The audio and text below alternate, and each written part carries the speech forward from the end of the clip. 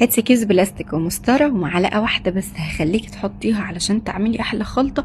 تطلع معاكي ورق العنب مستوي وهش ودايب وريحته تجيب لاخر الشارع. من اول ما تنقي الورقة وتشتريها لحد ما تسلقيها وتلفيها بانجح واسهل طريقة حتى لو اول مرة تعمليها. اللهم صل وسلم وبارك على سيدنا محمد وعلى اله وصحبه اجمعين. ازيكم يا حلوين؟ يا رب تكونوا بخير يا رب. الاول لما تروحوا عند الراجل اللي هتشتروا من عنده ورق العنب يتاكدوا ان الورق بتاعكم اخضر وطري، يعني لما تمسكوها كده تلم في ايديكم ما تبقاش ناشفه وبتتكسر. قولوا له عايزين ورق بناتي او صغير او لو حتى هيكون كبير، اهم حاجه انه يكون طري ولونه زاهي وما يكونش كده مطفي ودبلان.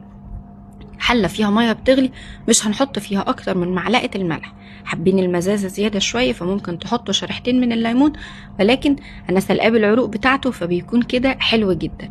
هنحطه على كل جهه 30 ثانيه لمده دقيقتين ونقلب مره كده ومره كده لحد ما ياخد معانا لون بني فاتح كده، وكده بقى جاهز معانا.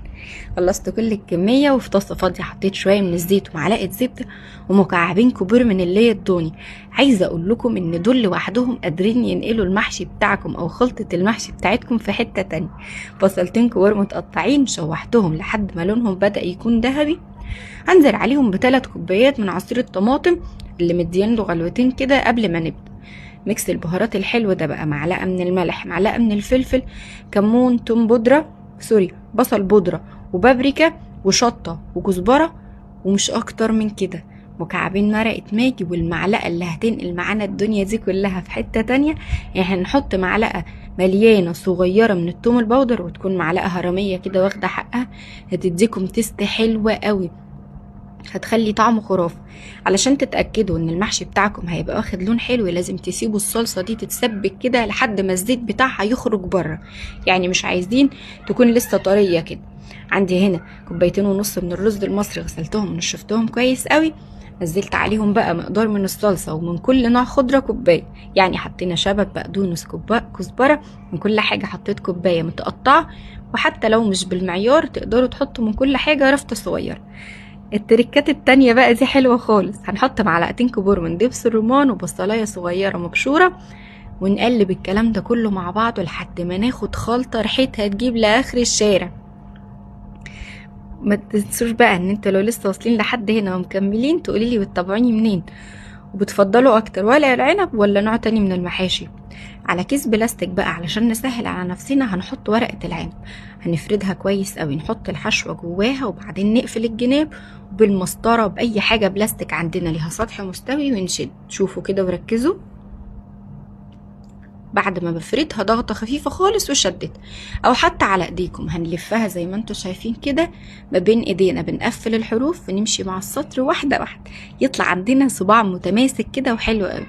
جهزتهم وفي حلة بقى اللي انا هسوي فيها تقدروا تحطوا جزر او طماطم من تحت، بلاش شرايح الليمون علشان ما تديش مزازة زيادة معاكم، لان احنا حاطين دبس رمان وسالقين الورق بعروقه علشان يطلع معاكم كده واخد طعم متعادل زي اللي بتاكلوه بره في المطاعم، فيطلع معاكم حلو قوي. هرص ورق العنب بتاعي بقى في الحلة ومجهزة عندي شوربة على النار، سواء شوربة فراخ، شوربة لحمة، اي نوع شوربة متوفر عندكم، او حتى تقدروا تستبدلوها بالماجي ومية سخنة لو مش موجود خالص.